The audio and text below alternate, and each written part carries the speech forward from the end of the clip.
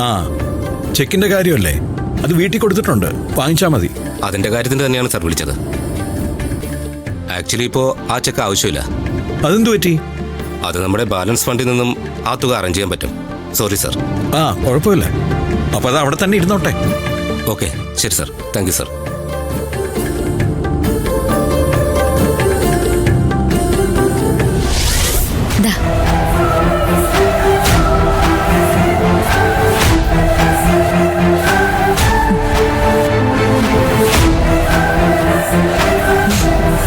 സൂര്യ അച്ഛന് ഒപ്പിട്ടിരിക്കുന്ന company check.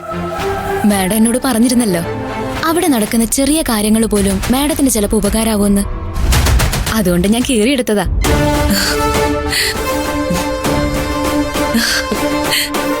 കൊള്ളാലോ കനകേ, പതുക്കെ പതുക്കെ നീ കുറച്ച് പുരോഗമിച്ച് വരുന്നുണ്ട്. Thank you madam. കനക, ഒരു മിനിറ്റ്.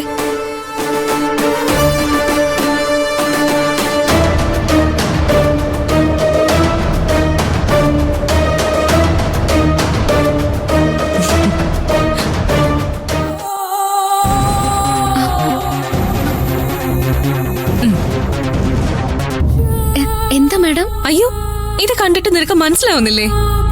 സ്വർണ്ണവള. ഇതെനിക്കാണോ? ആ, നിനക്കാ.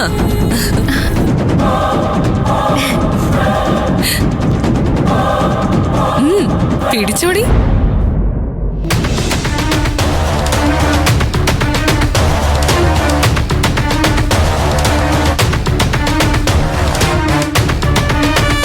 നീ ചെയ്തത് ചെറിയൊരു കാര്യമല്ല, ഒരു ചെക്ക് ലീഫ് അല്ല നീ എനിക്ക് കൊണ്ടു തന്നിരിക്കുന്നത്, ഒരു വലിയ നിധിയാ.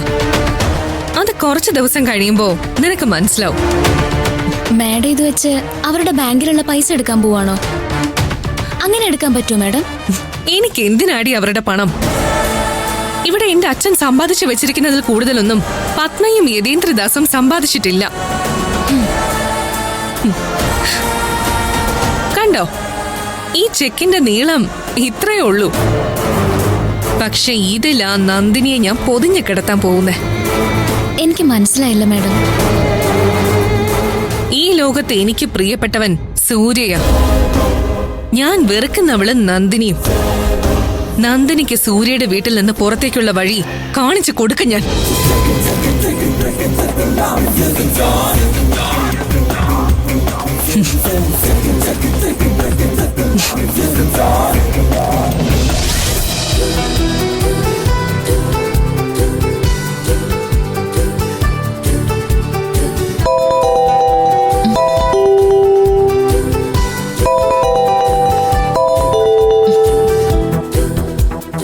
ഹലോ ആരതി. അങ്ങനെ ഓണാഘോഷമൊക്കെ തകർത്തല്ലേ? ആ, വീട്ടിലെല്ലാവർക്കും സന്തോഷായി. ഞാൻ പറഞ്ഞില്ലേ നിന്നോട്, ഏട്ടനോട് നീ ഒരു കാര്യം പറഞ്ഞാ അതിന്റെ 10 ഇരട്ടി ആ മനുഷ്യൻ ചെയ്യുമെന്ന്. അല്ലെങ്കിൽ എങ്ങനെയാ വേദ ഇന്ദ്രജ ചേച്ചിയൊക്കെ നിന്റെ വീട്ടിലേക്ക് വരുന്നേ? അതൊക്കെ ഭീഷണിപ്പെടുത്തിയിട്ടാണെന്നേ. എങ്ങനെയോ ആയിക്കോട്ടെ, എത്തിയില്ലേ? പിന്നെ നിന്റെ വീട്ടിലുണ്ടാക്കിയ ഓണസദ്യ പത്മ മാഡവും കഴിച്ചു. അതും ചെറിയ കാര്യമാണോ? അതോർക്കുമ്പോ എന്റെ ഉള്ളിൽ കിടുങ്ങ. പത്മ മാഡം എന്തായാലും അതിന് പകരം വീട്ടും, അതിന് എത്ര കാലം കഴിഞ്ഞാലും. ആ, അത് വീട്ടുമ്പോ വീട്ടട്ടെ. ഞാൻ വിളിച്ചതേ, എനിക്കൊരു സ്ഥലം വരെ പോകാനുണ്ട്. നീയും കൂടെ എന്റെ കൂടെ വരണം. എപ്പോഴാ? ഇപ്പോ. ഇപ്പൊ തന്നെ വരണോ? ആ, ഇവിടുന്ന് എങ്ങനെയാ ഇറങ്ങാ? സാധാരണ ഇറങ്ങുന്ന എങ്ങനെയാണോ അതുപോലെ തന്നെ ഇറങ്ങിയാ മതി. പോകുന്ന സ്ഥലത്തെ എനിക്ക് ആരെയും പരിചയമില്ല, പക്ഷെ എല്ലാം നിനക്ക് പരിചയമുള്ള ആളുകളാ. എവിടെ? ഈ സിറ്റിയിൽ എനിക്ക് പരിചയമുള്ള ആളുകളോ? ഒന്ന് പോയാ അവിടുന്ന്. നിന്റെ വീട്ടിലേക്കാ. എന്റെ വീട്ടിലേക്കോ? പിന്നല്ലാതെ. എനിക്കവരെ കാണണ്ടേ, പരിചയപ്പെടണ്ടേ, സംസാരിക്കണ്ടേ? എന്നാ ഞാൻ പോയി സൂര്യ സാറിനോടൊന്ന് ചോദിക്കട്ടെ. ആ, ഏട്ടനോട് ചോദിച്ചാ ഏട്ടൻ നിന്നെ പൊക്കിയെടുത്ത് എന്റെ മുന്നിൽ കൊണ്ട് വെക്കും. ഇപ്പൊ പൊക്കിയെടുക്കലും ബഹളം വെക്കലും ഇത്ര കൂടുതലാ. ശരിക്കും? എടി എടി, ഏട്ടനും നീയും തമ്മില് ഒന്ന് മിണ്ടാതിരുന്നോ കേട്ടോ. അങ്ങനൊന്നുമില്ല. എന്തെങ്കിലും ഒരു കാര്യം പറഞ്ഞ ഉടനെ വളഞ്ഞ വഴിക്ക് ചിന്തിച്ചോളും. ഇത് അതൊരു വളഞ്ഞ വഴിയായിട്ട് എനിക്ക് തോന്നുന്നില്ല. ഒരു ഭാര്യയും ഭർത്താവിനെയും കുറിച്ചല്ലേ? ആ മതി മതി നിർത്തിക്കേ. ഞാനേ സാറിനോട് ചോദിച്ചിട്ട് ഇപ്പൊ തന്നെ വരാം. ആ, നീ ഏട്ടനോട് ചോദിച്ചിട്ട് എന്നെ ഒന്ന് വിളിക്കേ. ആ ഞാൻ ഇവിടുന്ന് ഒരു ഓട്ടോയിൽ അങ്ങോട്ട് ഇറങ്ങാം. വഴിയിൽ കാണാം നമുക്ക്. എങ്കിൽ അത് മതി, ഞാൻ ചെന്ന് ചോദിക്കട്ടെ. ശരി.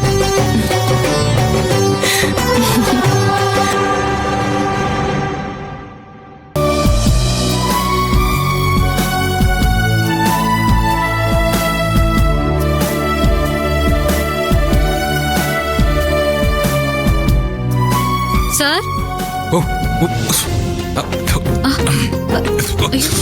ഓ, എന്തുപറ്റി സാർ? പെട്ടെന്ന് തിരിഞ്ഞപ്പോഴേ സീറിന്റെ ചാരം കണ്ണിൽ പോയി. ചാരമല്ലേ സാർ, ഒന്ന് കണ്ണ് നനയുമ്പോ മാറിക്കോളും. നന്ദിനി, സീറിന്റെ ചാരം എന്ന് പറയുമ്പോഴേ തീ തന്നെയാ. എനിക്ക് സഹിക്കാൻ പറ്റുന്നില്ല.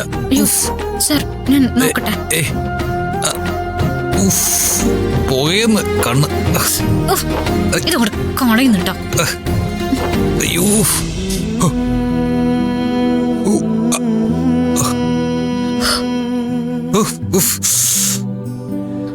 നോക്കട്ടെ.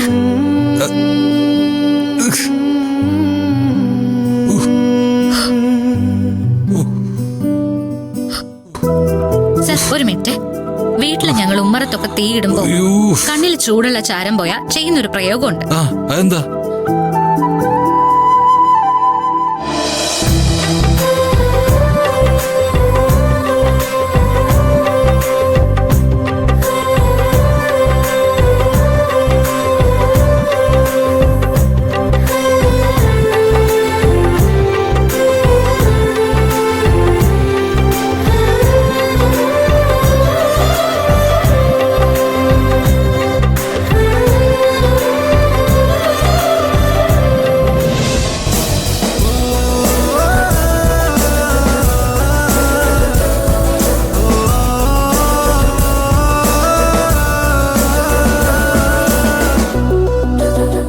നീറ്റില് പോയോ സാർ?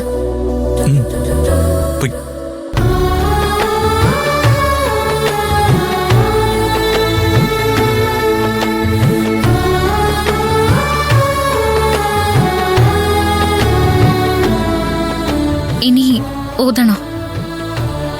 വേണ്ട.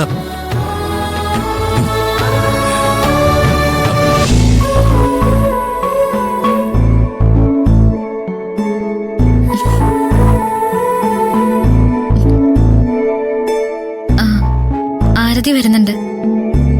ഞാനും ആരതി ഒരുമിച്ച് എന്റെ വീട്ടിലേക്കൊന്ന് പോട്ടെ സാർ. പൊയ്ക്കോ. പോട്ടെ സാർ. പൊയ്ക്കോളൂ. ഞാൻ പോവും സാർ. പൊയ്ക്കോ.